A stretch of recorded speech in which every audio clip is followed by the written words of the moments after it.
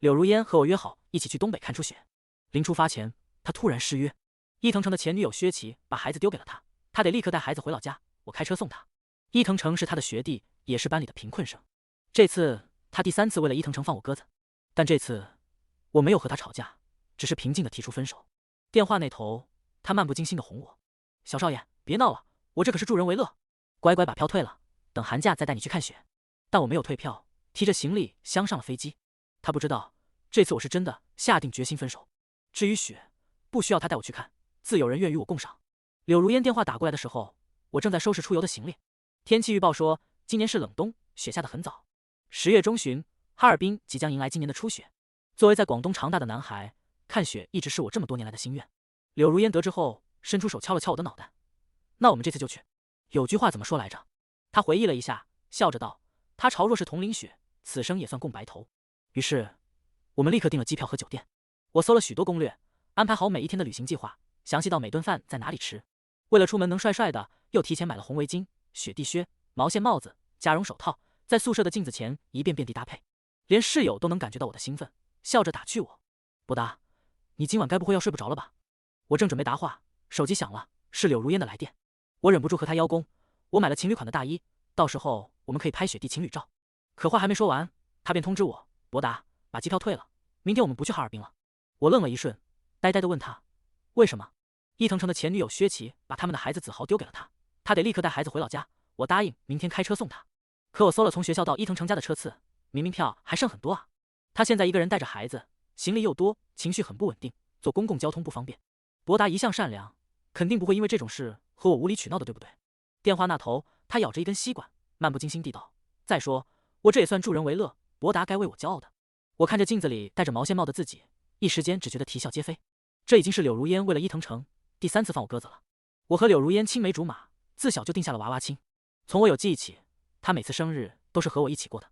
每一年，她总会双手合十，虔诚许愿：“我要永远和博达在一起，我们以后一定会结婚的。”高考后，为了和我进一所大学，她临时改了志愿，留在广州。我们牵着手走在学校的绿荫道上，成为人人艳羡的情侣。事情的转折发生在大3这年，柳如烟的实验室里来了一个学弟。一开始，柳如烟总和我吐槽他笨得不得了，明明教过他很多次，就是记不住，也不知道这种脑子是怎么考上大学的，穿的也土里土气，每天都是白衣黑裤，和乡下人一样。后来，柳如烟意外得知伊藤城的家境不好，靠助学金生活。再一次聊起他时，他的语气便带了一丝愧疚。他每天又要打工，又要上课，忙得和陀螺一样，记不住事也是正常。当时我没放在心上，还告诉柳如烟，既然他不容易，那就在力所能及的地方多帮一帮。可没有想到，柳如烟头一次放我鸽子，就是为了伊藤城。那天是我们的恋爱纪念日，我早早就订好了法式餐厅，等着和柳如烟共进晚餐。可他一直没来，电话也没有接，直到菜上了又冷，冷了又撤后，他终于给我回了电话。伊藤城说他孩子子豪突然发高烧，我把他送到医院，手机不小心落在实验室了。对不起啊，博达，让你久等了。可这次事发突然，你一定不会和我生气的，对不对？明天我再带你去吃法餐。可明天吃不着了，这家店生意火爆，我是提前1周才预定上的。但我没有和他发脾气，轻轻点了点头。好，我安慰自己，身体健康是头等大事，纪念日可以补过，柳如烟送学弟去医院也无可厚非。可有了一次，就会有第2次。那天，柳如烟和我约好一起去看演唱会，她再一次失约，因为伊藤城的孩子突发急性肠胃炎，拜托柳如烟去附近的药店给他买药。柳如烟买了药，又倒好了温水给他。等他赶到演唱会现场时，早过了检票时间，保安拦着不让他进去。他和我解释，孩子疼得脸色发白，你每次肠胃不是都很难受，我是想到了你才帮他的。我只觉得啼笑皆非，一边咳嗽一边问他一个大男人不会自己带孩子去医院吗？或者点外卖买药也行啊，怎么偏偏就找你呢？他一个人要照顾孩子，手忙脚乱的，哪想得到这些？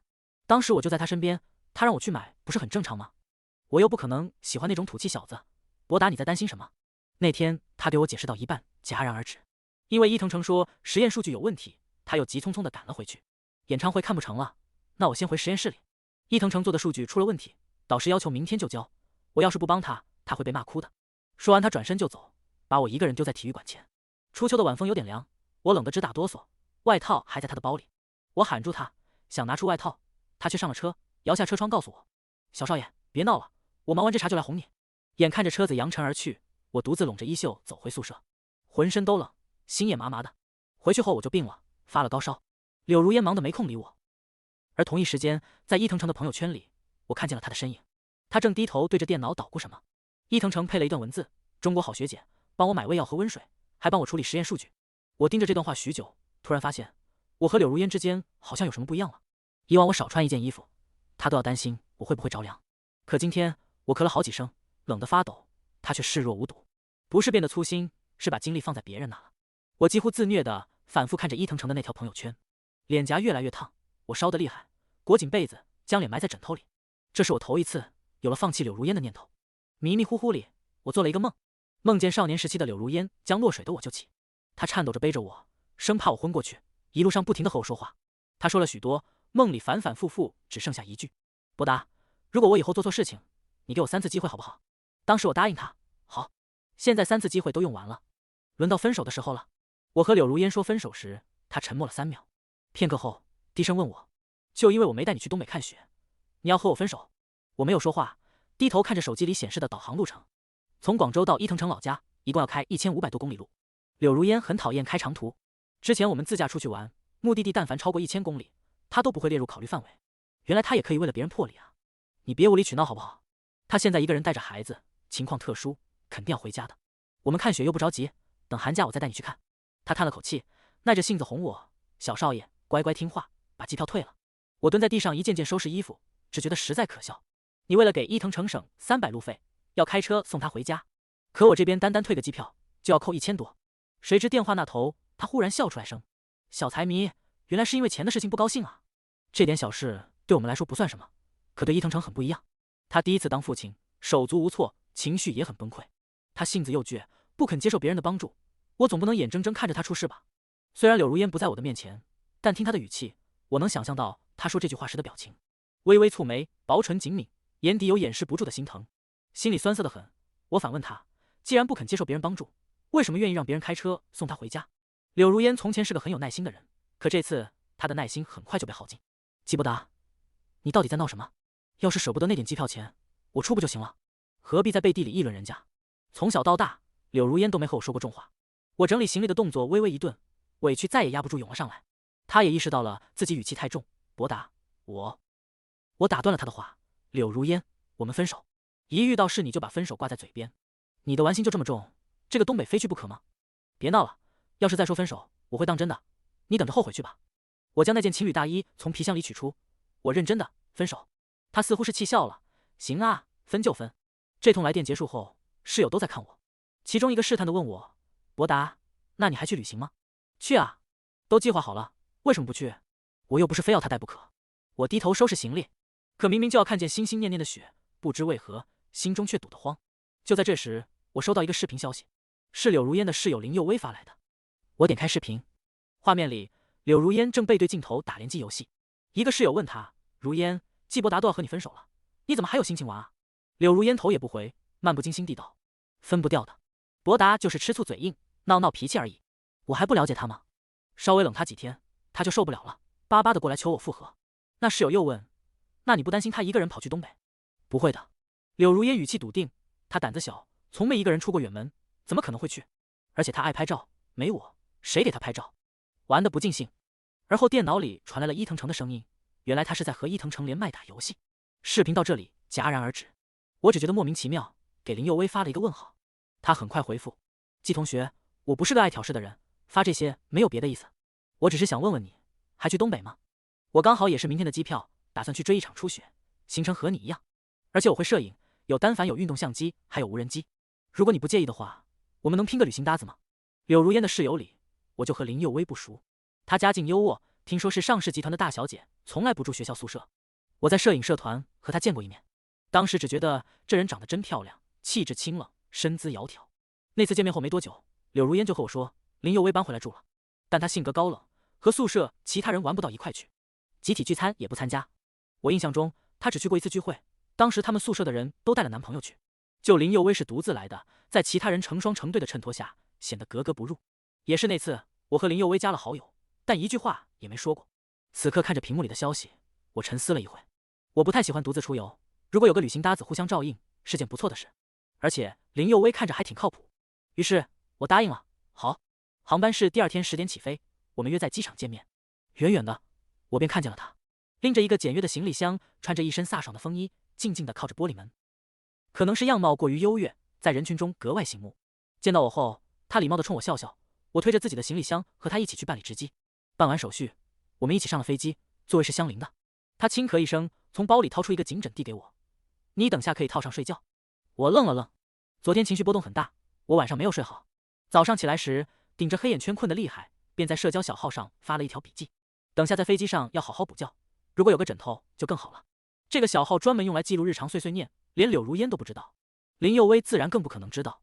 我寻思着，这应该只是个巧合。你有做过攻略吗？要不要看我的行程安排？我问林佑威，他点了点头，一边看我的行程，一边评价：做得很用心，基本景点都覆盖了。不过有个小问题，你看，第二天安排了4个景点，在不同的方位，距离很远，如果都去的话，可能会赶不及。我建议把圣索菲亚大教堂和道里菜市场、中央大街安排在一起，他们距离很近，我们可以一起玩。我看着他拿出铅笔调整行程安排，微微一怔。从前和柳如烟一起出游时，都是我做攻略，他对目的地的景点和美食一概不知，也不曾看我的旅行计划。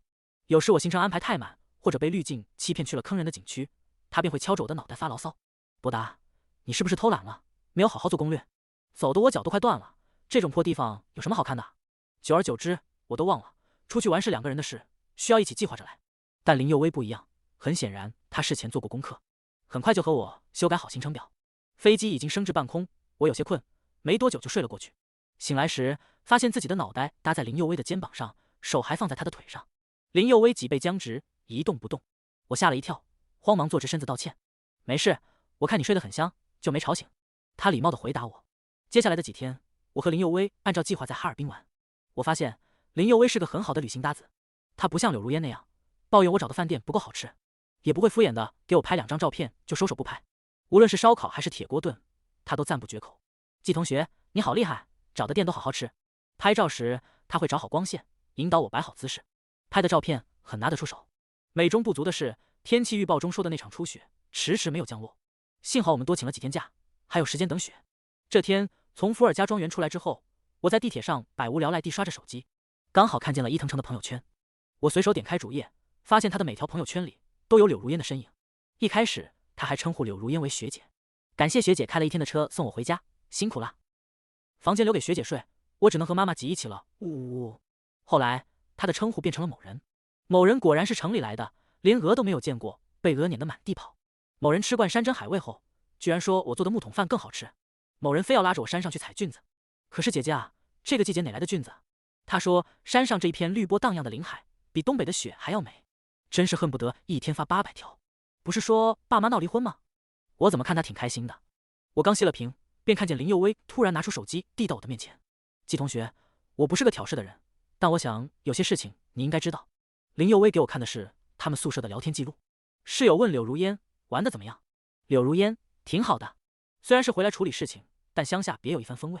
另一个室友问他联系你家季伯达了吗？他可能真去东北玩了，我这2天上课都没碰见他。柳如烟回复他哪敢啊，公选客人那么多，你没碰见也很正常。我没找他，这不是要给他长个教训吗？省得他把分手挂在嘴边。如烟，你也太有信心了。季伯达长得那么帅气，要是有人趁你们吵架趁虚而入怎么办？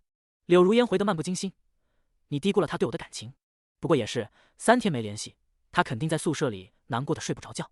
等和伊藤诚逛完这篇，我就给他打个电话。明明是方方正正的文字，却看得我恶心想吐。我抬眼看向林佑威，所以呢，你想表达什么？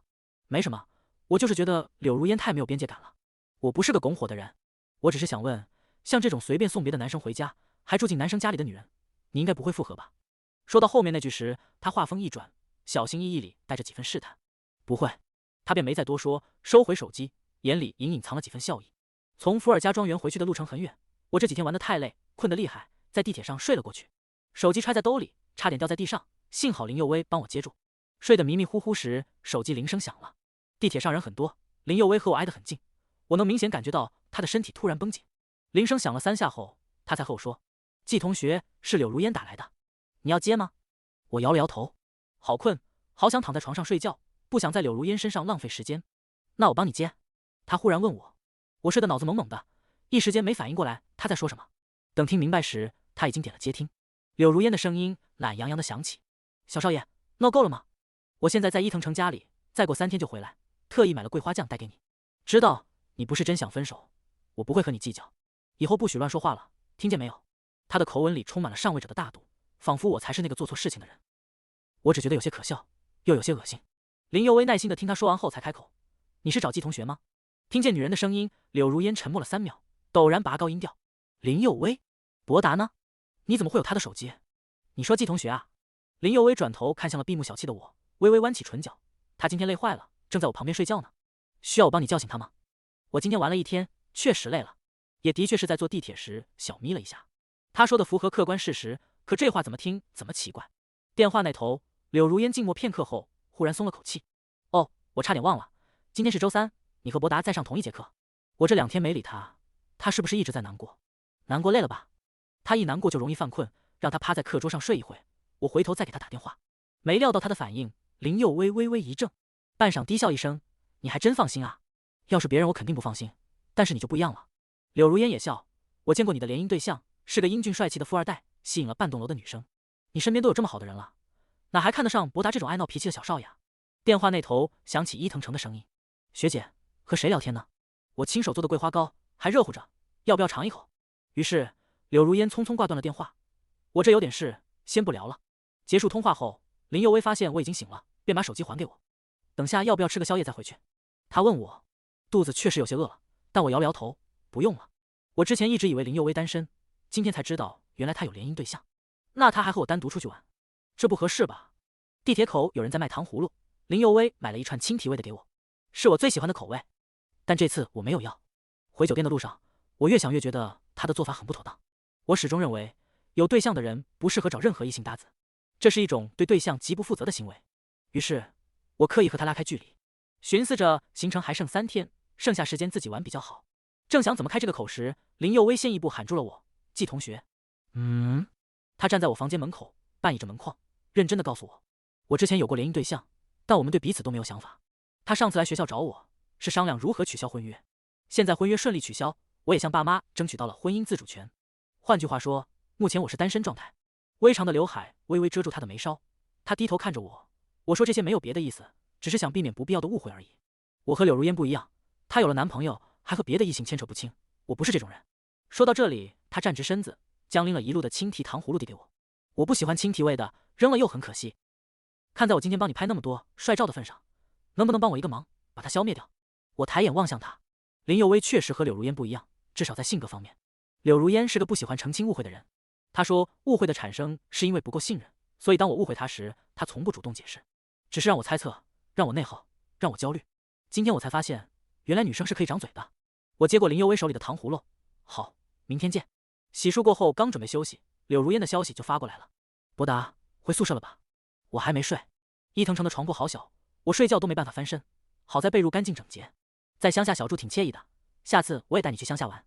我告诉他没回宿舍，我在东北。小骗子，刚刚还和林佑威一起上公选课，你以为我不知道？好了，别闹脾气了，想听你撒娇，发个语音给我听听。以前怎么没发现他的脑子有病？明天还要去看东北虎，我不想和他浪费时间，直接点了拉黑。下一秒，他的电话就打了过来：“季博达，你闹够了没有？我已经给你台阶下了。”真是好笑，躺在别的男生的床上，枕着他的枕头，盖着他的被子给我发消息，这叫给我台阶下。懒得多费口舌，我提醒他：“柳如烟，我们已经分手了，没事别来烦我。”他气得反问我：“还要闹？信不信我真和你分手？”分吧。沉默片刻，他的声音里带了点咬牙切齿：“行，分就分，谁先回头谁是狗，到时候你别哭着求我。”为了清静，我把柳如烟的电话也拉黑了。第2天，我和林佑威按照计划去东北虎陵园，期待中的那场雪一直没有落下。好在东北虎很可爱，像放大版金渐层。我们坐在铁栅栏围住的车里，看着老虎跃到半空争抢鸡肉，也可以透过小圆孔用筷子直接将肉喂到它们的嘴边。天气预报不是很准，说好气温会降到0下，结果还在0上。不过水汽很足，大雪没有落下，倒是下了一场大雨。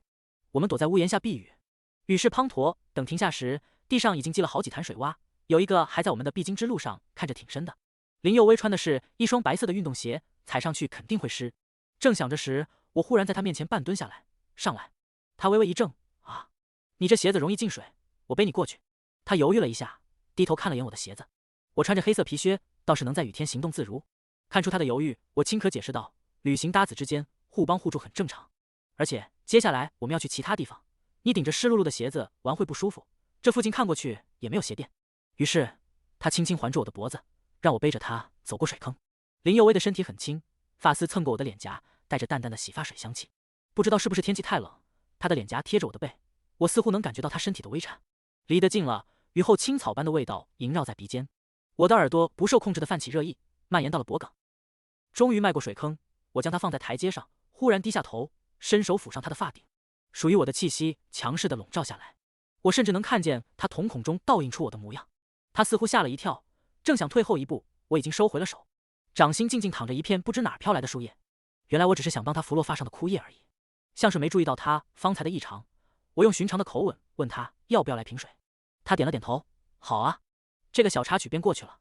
一天很是充实，可眼看回程将近，一点下雪的迹象都没有。更可恶的是，出发前天气预报还说这几天会下雪。现在我来了，天气预报显示不是雨天就是多云。眼看着这雪势没着落了，我叹了口气，打开小号，把今日份的碎碎念写了上去。好想看雪啊，能不能在我回广州前下一场雪？要求不高，头皮屑大的雪就可以。发完后，有个账号在底下留言，你会心想事成的。这个 ID 我很眼熟，很早就和我互关了，不过我们没私聊过，只是会在彼此的笔记下评论。难过时安慰2句，开心时道句恭喜，面对困难加油打气，和所有普通的善良网友一样。我回复他，但愿如此。第二天天没亮我就醒了，忐忑而紧张的掀开窗帘，可期待再次落空。是个阴天，我叹了口气，睡意尽消，无聊地刷了回朋友圈，刚好翻到伊藤诚最新发的那条。某人说他很喜欢大山，还说幸好这次送我回家，否则去了东北，一片雪花也看不见，费钱又费时间。就在这时，屋外突然响起敲门声，林佑威正站在门口，含笑催我起床。我茫然地看着他，这么早？计划不是这样的。可他却说，对啊，我带你去看雪，记得多穿些，捂严实点。林佑威带我直奔高铁站，当场买了去横道河子的车票。车窗外的风景变幻，从枯萎的大地逐渐过渡冒着烟的东北村庄。1个半小时后，高铁抵达横道河子东站。这儿昨夜下了一晚的雪，此刻细碎的雪花还在飘扬，落在我的发上肩头，胸腔颤动的厉害，心情忽然变得雀跃起来。林佑威拦了一辆客车去了镇里。小镇四周灵山，目之所及是严峻的、肃清的，又落进柔和白雪的山面。等离得近了，便能看见黄色的鹅式木屋、斑驳的火车站台，还有挺立的白桦树。屋顶的积雪闪着银光，炊烟袅袅升起，与晨光交织成温暖的画卷。我没顾得上打伞，兴奋的一头扎进雪里。真冷啊，是从来没有感受过的冷意。睫毛被结成霜，风踩雪地的沙沙声盖过了脚步声，可雪地里的一切都很新奇。临海雪原里的蒸汽机车轰鸣着驶过，农户后院里的小羊撒开蹄子和我一起奔跑。林佑威跟在我的身后，眼底噙着笑意。之前每次拍照，他都会引导我调整姿势，可是这天他只是在一旁默默抓拍。中午我们随便找了家镇上的馆子，吃了分量很足的锅包肉和地三鲜。饭后雪愈发大了，我被冻得脸颊红彤彤的，林佑威帮我把围巾拉高，挡住半张脸。横道河子的冬天满足了我对北国的所有向往。关于雪的印象，此刻终于变得立体鲜活起来。离开小镇前，林佑威似乎在思考什么，四处张望。此刻还是旅游淡季，游客不是很多，倒是有个出门遛弯的大爷路过。他斟酌片刻，忽然问我，季同学，我能和你拍张合照吗？就纪念一下，一起出门玩，拍张合照很正常。我点了点头。他的眼眸亮晶晶的，2步上前拦住大爷，请他帮忙按个快门。大爷倒是很会指导动作，靠近一点，离这么远干什么？热络些啊，你们是刚认识的吗？哎，就这个姿势，保持住啊！一顿操作猛如虎，结果不会按快门，摆好的姿势没能拍下，倒是拍下了我和林佑威尴尬对望的瞬间。大雪纷纷落下，落在发梢，像是白了头发。2个人的脸颊都红扑扑的，是被冻红的。坐上回广州的飞机时，我只觉得这次旅程圆满无比，但林佑威似乎有些惆怅，毕竟旅行结束，难免有失落感。和出发时一样，他走在我身边，我们先一起把我送到了宿舍楼下。在我要上楼前，他轻咳一声，突然问我，季同学，你觉得作为旅游搭子，我怎么样？很好啊。他便试探地问我，那你下次如果还想旅行，可以叫上我吗？我也想多出去走走。我礼貌地点头应下。回宿舍后，我把背回来的红肠分给室友们。八荒去食堂吃饭，回来的迟，进门一看见我，不等我开口，便抢先道，博达，你不知道刚才我在食堂有多无语。我看见柳如烟和他那个小学弟一起吃饭，有说有笑的。你们都分手了，我也懒得打招呼，打算直接路过，结果他居然喊住了我。他问你这几天是不是一直在宿舍里消沉？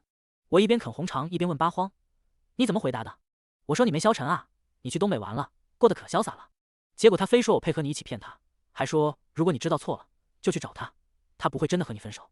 大概是在一起的时间太久，让他生出我离不开他的错觉。我看着黑名单里的联系人，没有放出来的打算。这是我和柳如烟认识这么多年断联最久的一次，但我们还是见面了，就在我的家里。我爸和柳如烟的爸爸是生意合作伙伴，双方的母亲又是闺蜜，玩得很好，两家人经常有聚餐。这天我妈说有要事宣布，让我一定要回家吃饭。一推开门，我就看见了柳如烟。一共6个位置，其他5个都已经落座，只剩下柳如烟身边有个空位，我只得坐下。柳如烟看着我，突然凑过来低声道：“博达，1周不见，你的脸好像圆了一点，是难过的水肿了吗？”“不是水肿，是东北的美食太多，把我给喂胖了。”我没有理他，他却笑嘻嘻地道：“小少爷，这么久了，该消气了吧？你之前说很喜欢的那款手表，我给你买了，等下就给你。还有，你不是想看雪吗？我给你找了个看雪的绝佳地。伊藤城他们家海拔高，到了冬天也会下雪，还不用坐飞机折腾。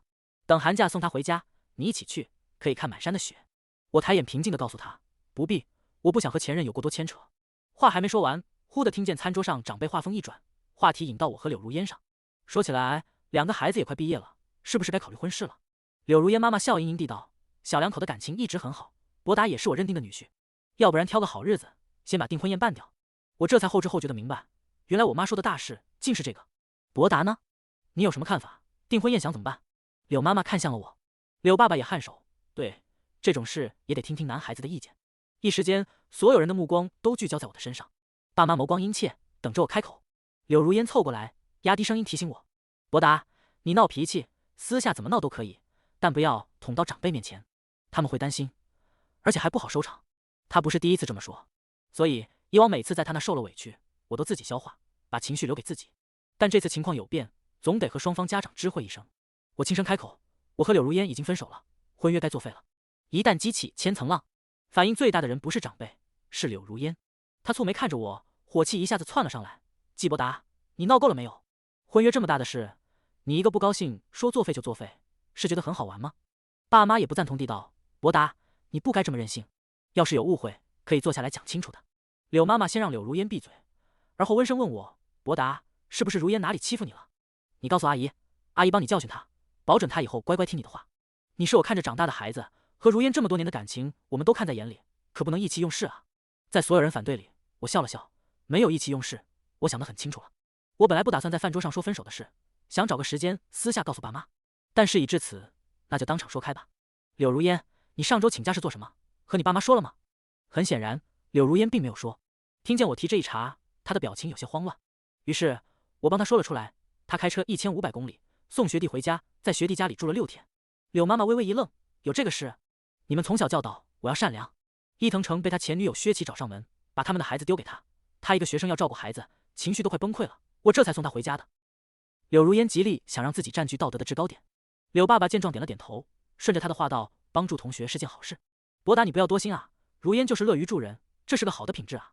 从前我一直觉得柳家爸妈很好，出门郊游会带上我，看见漂亮的袖扣会想起我，每逢过年总会提前备好红包，写下对我的祝福。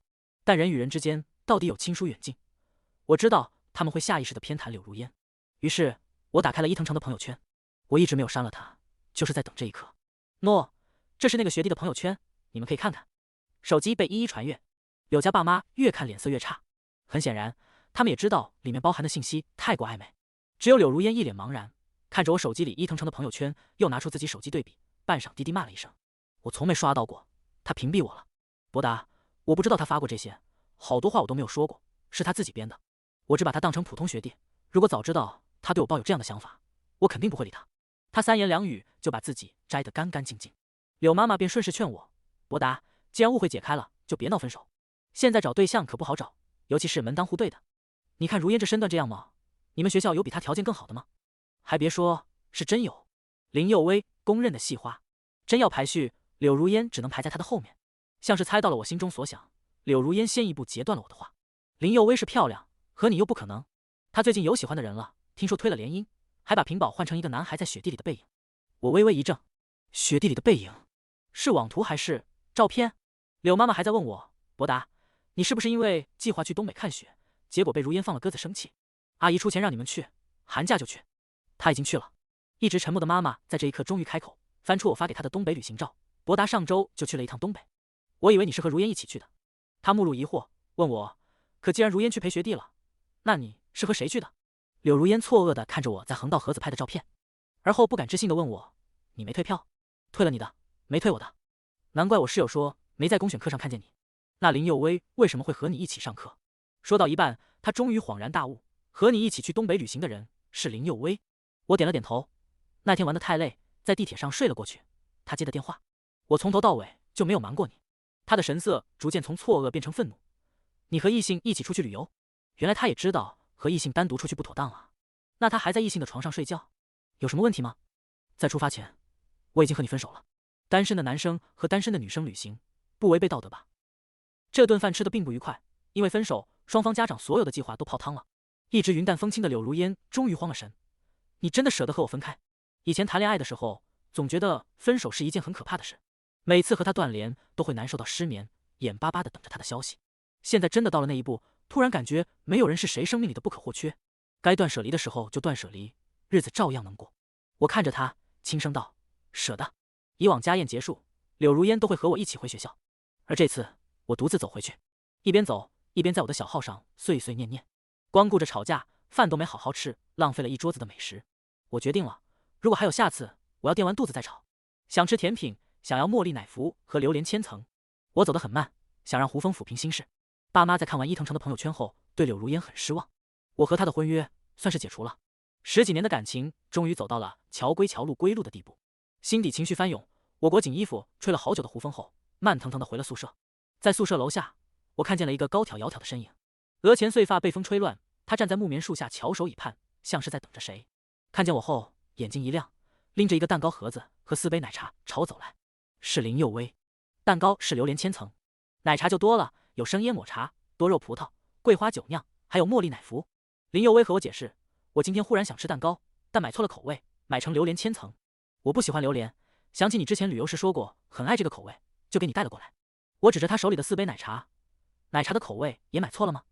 没有没有。黄昏的路灯将他的影子拖得很长，他轻抿着唇，之前在学校的奶茶店充了卡，今天就要到期了，我就紧急买了很多杯。这话漏洞百出，但我不好戳破，只得向他道谢。那谢谢你了。多少钱？我转给你。他微微一怔，摇了摇头，不用。你如果不要，我扔了也可惜。是我该谢谢你，替我处理这些东西。生怕我不愿意收下，他将东西塞进我的怀里就走。奶茶刚好4杯，每个室友都能分到，其中还有我很想喝的茉莉奶服。我盯着他的背影陷入沉思，忽然发觉这个小号好像是许愿器。之前许愿能抢到演唱会的门票，后来虽然没能抢到，但有位同学把他的2张票平价卖给了我。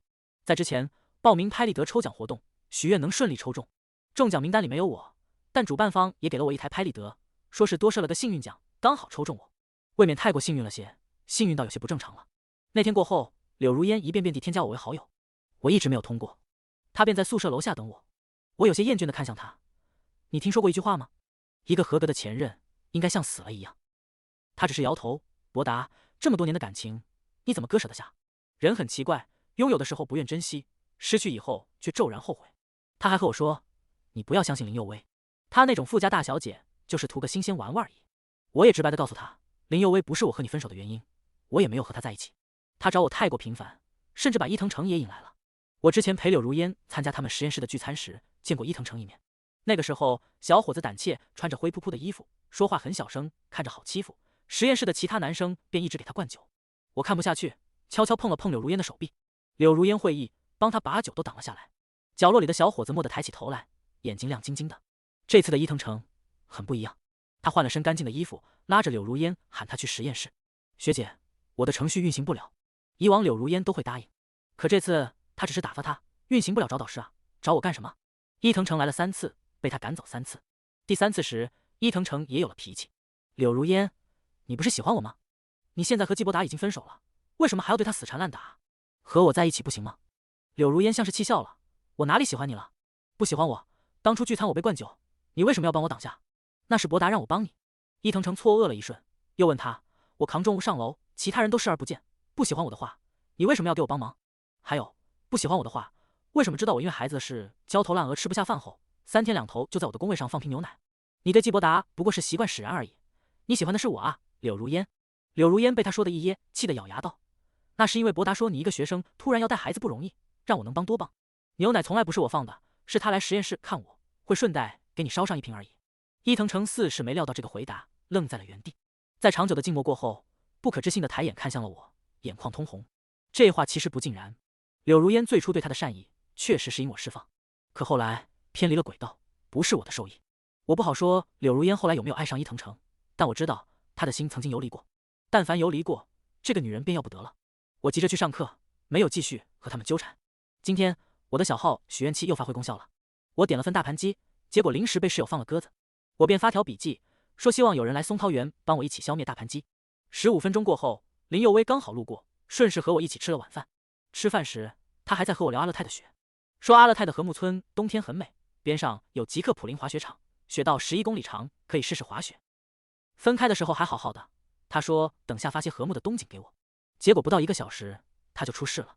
柳如烟和他打了一架，柳如烟和林佑威干架的视频被人发到了群里，室友转发给我。一开始听见这个消息的时候，我还有些担心。柳如烟小的时候学过跆拳道，还是黑带。林佑威虽然看着身姿挺拔，但气质清冷，不像是会打架的人。